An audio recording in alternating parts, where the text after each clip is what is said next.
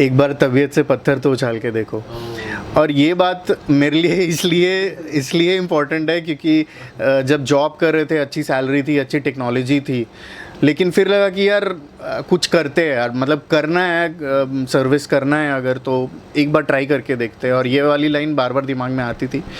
Hello friends, स्वागत है एक बार फिर से एक नए वीडियो में। तो फ्रेंड्स, जैसा कि आप जानते हैं कि इस समय यूपी पीसीएस का रिजल्ट आया है और हम डेली एक एक वीडियो प्रोवाइड कर रहे हैं। तो फ्रेंड्स, इस समय हम दिल्ली के करवल बाग में हैं और हमारे साथ हैं आज के गेस्ट रोहन अपूर्व सिन्हा। इनका यूपी पीसीएस 2022 में एडीईओ के पोस्ट पर सिलेक्शन हुआ है। तो सर की आज जर्नी के बारे में जानेंगे और जानेंगे कि कितने समय से तैयारी कर रहे हैं, एक एक करके फिल्म्स मेंस छोटी छोटी मिस्टेक और एक सभी कमियों और मिस्टेक के बारे में आज हम जानने वाले हैं। तो फ्रेंड्स, इससे पहले मैं बताना चाहूँगा कि कोई भी क्वेरी यदि आपकी है, जो क्वेश्चन आपको पूछना है, तो हमें कमेंट्स बॉक्स में अपना पिन कीजिए, जिससे आने वाले अगले वीडियो में हम क्वेश्चन पूछेंगे। तो सर, हमारे तरफ से और हमारे व्यूअर्स की तरफ से आपको कीमती समय देने के लिए आपका बहुत बहुत धन्यवाद। वेलकम है हमारे इस चैनल पर। Thank you. मेरे लिए बहुत बड़ी बात है कि इस तरह से आप लोग एक्नॉलेज कर रहे हैं। Thank you. एक बार फिर से सर जानेंगे कि आपका नाम क्या है और आप कहाँ से हैं, आपकी स्कूलिंग कहाँ से हुई है? मेरा नाम रोहन अपूर्व सिन्हा है। मेरी स्कूलिंग मतलब 10th और 12th हुई है डीएवी बरियातू रांची से। उसके पहले कलकत्ता, उड़ीसा कई जगह पे रह चुके हैं। उसके अलावा इंजीनियरिंग मेरी पुणे से हुई है। उसके बाद मैंने 2 साल जॉब किया है और फिर उसके बाद तैयारी में लग गया था। सर, जॉब करने के बाद आपको मोटिवेशन कहाँ से मिला है कि आप जॉब क्विट करके यहाँ आए? रिस्क भी लिए हुए? हाँ, जॉब क्विट करना एक बड़ा डिसीजन था और ख़ास करके कोविड के समय जब लोगों को लग रहा था कि जॉब मिलना बहुत मुश्किल है। लेकिन एक बात ध्यान में थी कि नई तैयारी करना है और मतलब इस तरफ जाना है, सर्विस की तरफ। तो वहाँ से मोटिवेशन आया कि ठीक है, रिस्क लेते हैं तो और फिर करके देखते हैं। जॉब तो हम क्विट किए थे मई 2020 में, लेकिन दिल्ली आना हुआ मेरा नवंबर 2021, मतलब उस समय के प्रीलिम्स और यूपी पीसीएस के प्रीलिम्स के बाद। और नवंबर 2021 से आज तक, अभी तक दिल्ली में है। सर, यहाँ पर आने के बाद कोई कोचिंग आपने लिया या फिर सेल्फ स्टडी से यहाँ तक पहुँचे या फाइनल सिलेक्शन भी लिए? पहला मतलब कोचिंग तो सोशियोलॉजी के लिए लिए थे पहले, और बाकी सेल्फ स्टडी से हुआ है। सर, थोड़ा सा जानेंगे कि आपने तैयारी इंजीनियरिंग बैकग्राउंड से होकर आपने किया, लेकिन ये पहला कदम आपने तैयारी में क्या रखा, कहाँ से रखा है? एनसीईआरटी स्टार्टिंग की पहला कदम सर? पहला कदम तो ये होता है कि सबसे पहले रिस्पेक्ट देना इस एग्ज़ाम को, कि बहुत ही लंबा प्रोसेस होता है। तो पहले प्रोसेस जानना पड़ता है कि ऐसा एग्ज़ाम नहीं है कि आपने एक बार दिया, एक स्टेज क्लियर हो गया तो आपके हाथ में नौकरी आ गई। नहीं, ये खुद इतना लंबा एग्ज़ाम है, 1 साल तो लग ही जाता है कुछ भी पता चल पाने में। तो पहला वो था कि पहले एग्ज़ाम के बारे में जानो। दूसरा था कि सिलेबस, ऊपर से नीचे तक सिलेबस को देख लो कैसा है, क्या क्या इसमें आने वाला है। तीसरा स्टेप था कि जब वो देख लिया तो पहले चूज़ करो कि ऑप्शनल क्या लेना है आपको, क्योंकि वो बहुत ही इंपॉर्टेंट चीज़ है। कुछ लोग का मानना होता है कि नहीं, जिसमें ज़्यादा स्कोर आए वो ऑप्शनल ले लो, बट मेरा मानना था कि नहीं, वैसे नहीं जाएंगे यार, क्योंकि लंबा प्रोसेस है और बहुत पढ़ना पड़ता है। और पता चला था कि मतलब ऑप्शनल में बिल्कुल स्नातक या उससे आगे का भी तैयारी करना पड़ता है। तो मेरे दिमाग में था कि पहले ऑप्शनल चूज़ करो। तो ये सब तैयारी था इसमें घुसने से पहले। जी। सर, आप इसके साथ साथ यूपीएससी के भी एक अटेम्प्ट दिए, तो इसके बारे में बताइए। और ये पीसीएस में आपका कौन सा अटेम्प्ट रहा? हालांकि आप झारखंड से होकर यूपी में लड़ कर जॉब लिए। हाँ, वो है कि अरे झारखंड का लड़का है यहाँ, लेकिन बात वहाँ पे आ जाती है ना, जब आप यूपीएससी जैसे एग्ज़ाम दे रहे हैं तब आप ये नहीं सोचते कि आप कौन से स्टेट में जाएंगे, क्योंकि उसमें तो सीधा रहता है कि भाई जहाँ आपको आयोग उठा के फेंकेगा आपको वहाँ जाके सर्व करना है। दूसरा बात होता है कि अगर आप एलिजिबल हैं कोई एग्ज़ाम देने के लिए तो वो एक बात होता है। तीसरी बात होती है कि मेरी मातृभाषा हिंदी है, उसके अलावा मेरे घर में भोजपुरी बोली जाती है, जो कि ईस्टर्न यूपी की बहुत ही प्रचलित भाषा है। तो मुझे लगा कि हाँ ठीक है, बिलोंगिंग एक होना चाहिए कि आप कैसे वहाँ के जो भी सराउंडिंग उससे कैसे अपने आप को ढाल पाएंगे। तो वो चीज़ था मेरे अंदर। और सबसे इम्पोर्टेंट फैक्टर था मेरे लिए कि भाई कोई फ़र्क नहीं पड़ता आप कहाँ जॉब कर रहे हैं, एज लॉन्ग एज आपके दिमाग में ये है कि मेरे को एज अ सिविल सर्वेंट काम करना है। जी सर, थोड़ा सा जानेंगे कि आपके एडीओ के पोस्ट पर सिलेक्शन हुआ है, तो इसका नाम क्या है, इसे क्या और किस नाम से जानते हैं, और थोड़ा सा इसके कार्य के बारे में बताइए कि आपको क्या कार्य करना रहेगा। पहली बात तो एडीओ एसपी सॉरी डीएसपी और एसडीएम जैसा बहुत ही रुतबा वाला पोस्ट नहीं है, क्योंकि लोगों को लगता है कि पीसीएस क्लियर हो गया तो मतलब या तो डीएसपी बन गया तो एसडीएम बन गया। नहीं, ऐसा नहीं होता है। बहुत सारे अलग अलग पोस्ट होते हैं, उसमें से एक ये पोस्ट है assistant district employment assistance officer, जिसको हिंदी में बोला जाएगा सहायक जिला रोजगार सहायता अधिकारी।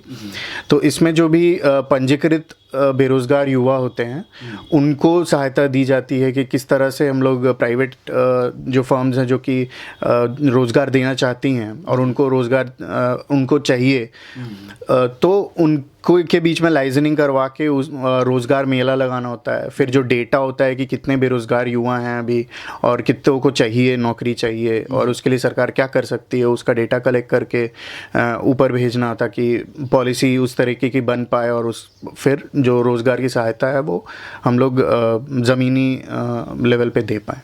जी सो सर, आप आई होप कि इस बार तैयारी भी कर रहे हैं 2023 की प्रीलिम्स की, फॉर्म भरे होंगे सर? जी बिल्कुल, वो तो कंटिन्यूस प्रोसेस अभी आगे चलते रहना, रुकना नहीं है। तो एसडीएम के लिए आप ट्राई करेंगे ही। तो आपकी अंतिम इस दिनों में कैसे तैयारी चल रही है और पीसीएस प्रीलिम्स के लिए कैसे अपने आप को प्रिपेयर करते हैं, क्या स्ट्रेटजी बनाए थे? ऐसे तो इतने दिन करने के बाद बेसिक्स अभी क्लियर है, तो लेकिन बेसिक्स क्लियर होने के अलावा जो बहुत सारे जो सब्जेक्ट्स होते हैं उनमें आपको फिर से रिवीजन करना ही पड़ेगा, क्योंकि जैसे मॉडर्न हिस्ट्री हो गया या मिडिवल हिस्ट्री, बाकी और एनवायरनमेंट प्लस करंट अफेयर्स, इसको आप बिना रिवाइज किए या बिना फिर से पढ़े आप नहीं कर पाएंगे। कितना भी आप इकोनॉमिक्स या पॉलिटी में जितना भी कॉन्सेप्ट अगर क्लियर हैं, लेकिन ये आपको वापस से पढ़ना पड़ेगा, याद करना ही पड़ेगा। तो लास्ट के महीने में बस ये है कि रिवाइज करते जाना है जितना आप ताकि रिकॉल हो पाए, ज़्यादा से ज़्यादा रिस्क ले पाएँ पेपर में स्कोर बढ़ाने के लिए, और उसके अलावा मॉक टेस्ट देना है। मॉक टेस्ट जितना दे सके और उसकी एनालिसिस कर पाए मॉक टेस्ट की, तो वही अभी रणनीति तो वही है। जी सर, मॉक टेस्ट आप कहाँ से देते हैं, इसके बारे में थोड़ा बताइए। मॉक टेस्ट अभी बहुत सारे जो कोचिंग इंस्टीट्यूट है वो फ्री मॉक एक तो निकालते हैं कि आप जाके बिल्कुल वो माहौल आप देख सकते हैं कैसा होता है। कोई स्कूल में कराया जाता है, जैसे विजन, वाजीराम, बहुत सारे जो भी कोचिंग इंस्टीट्यूट यहाँ दिल्ली में हैं वो लोग अपनी फ्री मॉक टेस्ट कराते हैं। उसके अलावा आप पे करके भी बहुत सारे मॉक टेस्ट ले सकते हैं, तो एक वो तरीका है।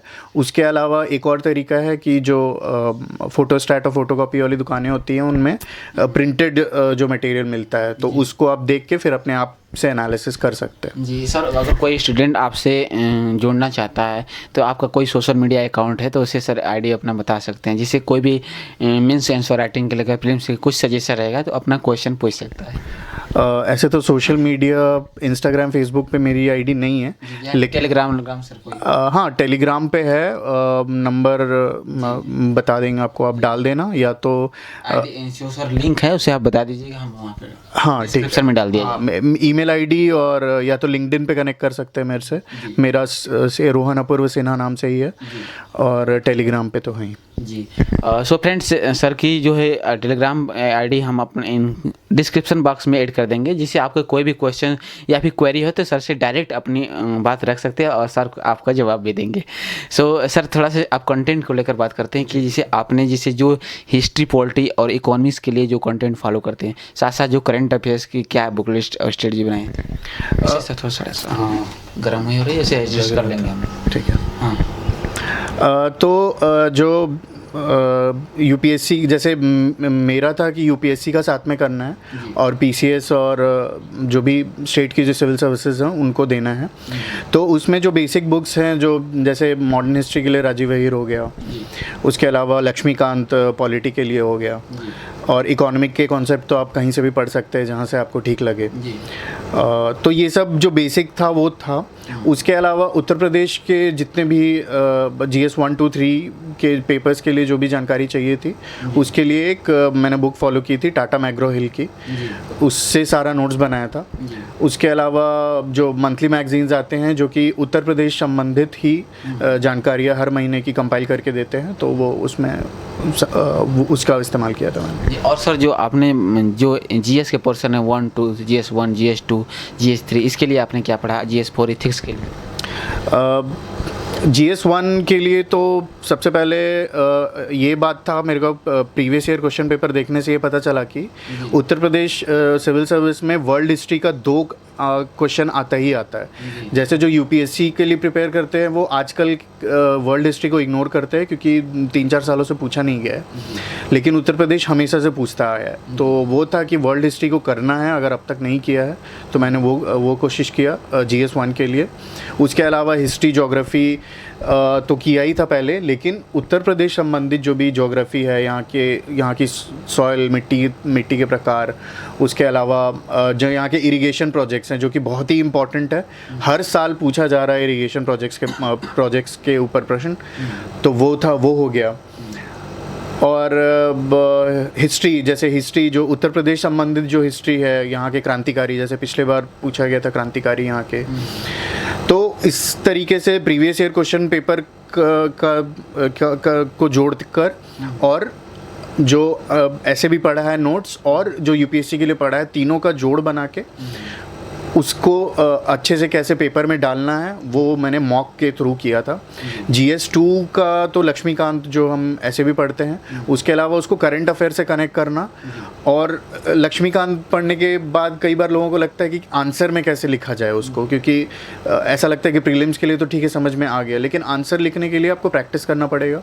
जैसे इस बार राष्ट्रपति के चुनाव की प्रक्रिया पूछी गई थी, तो उसको करने के लिए आपको आना चाहिए कि उसको उत्तर पुस्तिका में कैसे उतारा जाए, तो उसके लिए प्रैक्टिस ज़रूरी है, और वो किया था मैंने। सर जो फिजिकल ज्योग्राफी होती है उसके लिए आपने क्या पढ़ा? फिजिकल ज्योग्राफी के लिए टाटा मैग्रो हिल का लिया था। उसके अलावा NCERT, जैसे इस बार सेटलमेंट के प्रकार पूछे गए थे, तो वो तो बिल्कुल NCERT से। सर कौन सी, मतलब 11-12 या फिर 6-12? नहीं, 11-12 की NCERT ही पढ़ा था। उसके अलावा एक लेक्चर है राजतनिल सोलंकी, उनका लेक्चर है मृणाल सर के चैनल पे, तो वो मेरे को बहुत अच्छा लगा था ज्योग्राफी के लिए। और सर जो IR के लिए आपने कहाँ से? IR के लिए तो ज़्यादातर यही देखा जाता है कि IR में है कि कुछ चीज़ें बेसिक आप पढ़ सकते हैं, जैसे कि इंडिया का न्यूक्लियर डॉक्ट्रिन हो गया, गुजराल डॉक्ट्रिन हो गया, उसके अलावा नेटो वगैरह कैसे बना, लेकिन ज़्यादातर जो होता है वो करंट अफेयर्स पे ही आता है। इस बार भी नेपाल और इंडिया का रिलेशन पूछा गया था, तो वो जो करंट अफेयर संबंधित जो भी कोई कर रहा है, मैगजीन पढ़ रहा है, उससे वो बना सकता है। जो साइंस एंड टेक का एक पेपर होता है एनवायरनमेंट का, उसके मतलब आप कहाँ से पेपर किया कंटिन्यू? साइंस एंड टेक के लिए मैंने बहुत देखा है कि बच्चे जो कोचिंग में जाते हैं, मेरी बात हुई है, वो लोग को बहुत ज़्यादा डिटेल में पढ़ाया जाता है कि बिल्कुल DNA का फ़ोटो बना रहे हैं, और ये मुझे नहीं लगता कि वो बहुत ज़्यादा ज़रूरी है, क्योंकि वो कहीं पे भी नहीं पूछा जाता है। आजकल UPSC भी बहुत ही एप्लीकेशन बेस्ड पूछता है, और UPPCS का जो मेंस का पेपर था उसमें भले वो डायरेक्ट पूछ लेते हैं, जैसे पिछले बार CNG के बारे में पूछ लिए थे, तो वो था कि जो करंट अफेयर्स में है, जो कॉन्सेप्ट है उसको ठीक से पढ़ो जो कि आ सकता है। उसके अलावा जो हम प्रीलिम्स और मेंस के लिए जो करंट अफेयर्स देख रहे हैं उसमें से ही आता है, ज़्यादा टेंशन लेने की भी ज़रूरत नहीं, क्योंकि अगर आपको थोड़ा सा भी पता है, आपने पढ़ा है, तो आप फिर बना के लिख सकते हैं। जैसे इस बार नैनो टेक्नोलॉजी और नैनो साइंस में डिफरेंस क्या है ये पूछा था, या व्हाट इज़ नैनो टेक्नोलॉजी और व्हाट इज़ नैनो साइंस पूछा, तो बहुत लोगों को ये नहीं पता कि नैनो टेक्नोलॉजी और नैनो साइंस में क्या डिफरेंस है, लेकिन आइडिया है कि नैनो टेक्नोलॉजी क्या होती है, तो आप उसमें लिख सकते हैं। अगर 8 में से आपको 6 नंबर नहीं आएंगे, कोई बात नहीं, आप 5 नंबर 4 नंबर ला सकते हैं, छोड़ के आने से अच्छा है। सर इस तैयारी में जैसे डेली कोई यूट्यूब चैनल अभी तैयारी चल रही है आपके प्रीलिम्स के, जैसे करंट अफेयर्स जो तमाम चैनल अपने आप को मतलब डेली प्रोवाइड कर रहे हैं, तो जो आप फॉलो करते हैं डेली यूट्यूब चैनल या फिर साइट जो आपको प्रिपरेशन में हेल्प करती है, सर उससे बता सकते हैं? वैसे तो अगर नाम लेना है तो नाम लेना उचित है सर, क्योंकि जो स्टूडेंट पूछते हैं कमेंट्स में, तो आप बताइए इसमें कोई पेड प्रमोशन या प्रमोशन नहीं किया जा रहा है? हाँ ठीक है, जो भी एक एस्पिरेंट है सर, एक फेलो एस्पिरेंट जैसा बता सके, क्योंकि पिछले बार तक विजन का PT 365 दे के करते थे, लेकिन उससे बहुत ज़्यादा उसमें कॉस्ट जाता था और उसका रिटर्न्स मेरे को ऐसा नहीं लगा कि आ रहा है। और इस बार का UPSC का पेपर देखने के बाद पता चला कि आपको अवेयर रहना ज़रूरी है कि देश दुनिया में क्या चल रहा है। वैसा बहुत ज़्यादा डिटेल्स में अगर आप करने जाएंगे तो नहीं फ़ायदा होता है। तो मैंने फिर वाजीराम का रिसाइटल उठाया, उसमें वो लोग बिल्कुल पेपर में जैसा आया है बिल्कुल वो ही डालना शुरू किया उन्होंने, तो वो मुझे थोड़ा अच्छा लगा। तो इस बार मैं वाजीराम का ही प्रीलिम्स का जो मटेरियल है उसको फॉलो कर रहा हूँ। सर वो फ्री रहा कि आपको मतलब कोई पैड करना पड़ा साइट्स?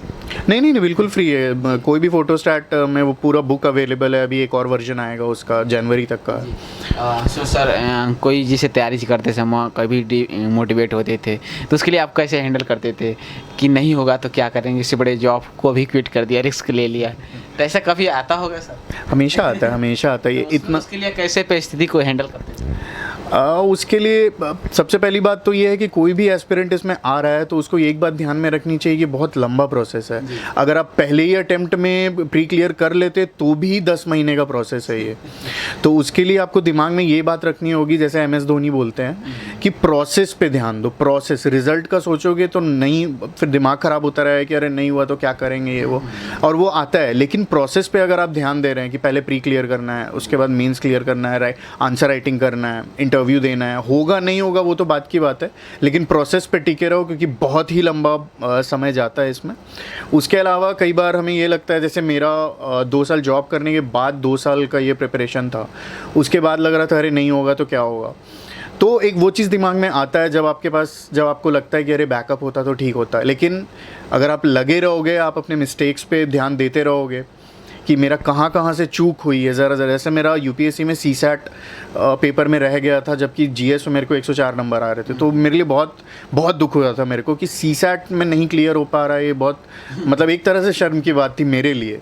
ऐसा नहीं है कि बहुत ही आसान पेपर होता है, लेकिन वैसा नहीं होना चाहिए था। तो बैकग्राउंड इंजीनियरिंग में था। हाँ, लोग बोल सकते हैं कि तुमसे CSAT क्लियर नहीं हो रहा है, लेकिन वो स्ट्रैटेजिक मिस्टेक था कि इतना ज़्यादा कम वक्त होने के कारण GS पे ज़्यादा ध्यान दिया और CSAT पे थोड़ा कम ध्यान दिया, उसके वजह से वहाँ पे चूक हो गई। तो वो इस बार ध्यान में रखा है, तो आगे वैसे ही बढ़ेगा इंसान। सर एक लास्ट क्वेश्चन है, कोई भी मोटिवेशन लाइन है, इंस्पिरेशन लाइन है हमारे स्टूडेंट के साथ शेयर कीजिए जिससे वो अपनी तैयारी को एक नई उड़ान दे। कोई भी जो आपको आती है, जो पोएम या फिर सजेशन कुछ भी अपनी तरफ से। एक अब ठीक से बोल पाएंगे कि नहीं पता नहीं, लेकिन कि तबीयत से पत्थर उछाल के देखते हैं यार। अब 2 साल हो गए पत्थर उछालते हुए, थोड़ा सुराग तो हो गया है, बस उसके आगे जा। सुराग अपनी जगह भी बना लिया आपने, और इस बार सिलेक्शन होने के चांस 90% है। बिल्कुल, इस बार ड्रिल मशीन मिल गया मेरे को हाथ में, तो अब पूरा बड़ा सुराग करना है। जगह बना लिया सर। जी। फाइनली सर आपने अपना कीमती समय दिया हमारे स्टूडेंट के लिए, और हमें आपका फिर आई होप कि इस बार SDM की पोस्ट मिले और दोबारा हम आपका हमारे चैनल पर आने का आपका वेलकम, बहुत बहुत स्वागत है। धन्यवाद सर। Thank you. एक तो एक्नॉलेज करने के लिए आप लोगों का बहुत बहुत शुक्रिया कि आप एक्नॉलेज कर रहे हो सबको, रिगार्डलेस कि क्या रैंक आया है। और अच्छा लगता है लोगों से शेयर करना, क्योंकि हम सब लोग जानते हैं कि कितना बहुत ही डिफ़िकल्ट पीरियड होता है ये किसी भी एस्पिरेंट के लिए। तो थैंक यू। तो फ्रेंड्स, सर ने वो सारी चीज़ें एक एक करके रिकवर की है, और साथ साथ प्रीलिम्स के लेकर मेंस को लेकर एक एक करके जो कंटेंट इन्होंने फॉलो किया है। उन्होंने कोई एक इनका टेलीग्राम चैनल भी डिस्क्रिप्शन में लिंक किया जाएगा, जिससे आप डायरेक्ट अपनी बातें क्वेरी सर से पूछ सकते हैं। और चलिए मिलते हैं किसी नए वीडियो के साथ। कोई भी क्वेरी तो कमेंट सेक्शन में ज़रूर बताइएगा। तब तक के लिए जय हिंद, वंदे मातरम। बहुत